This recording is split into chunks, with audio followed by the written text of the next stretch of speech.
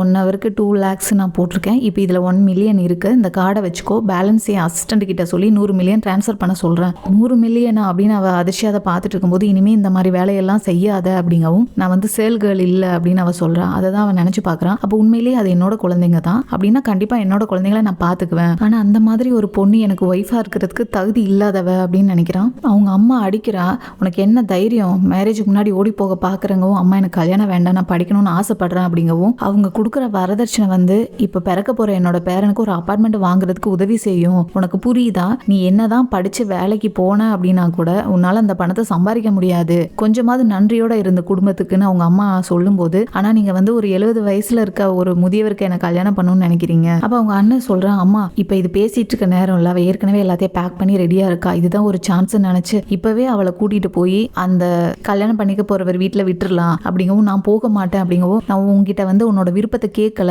நாங்க சொல்றதை நீ செய்யணும்னு அவங்க அம்மா சொல்றாங்க. நீ இப்பவே கிளம்புன்னு 3 பேரும் சேர்ந்து கட்டாயப்படுத்தும் போதுதான் அவ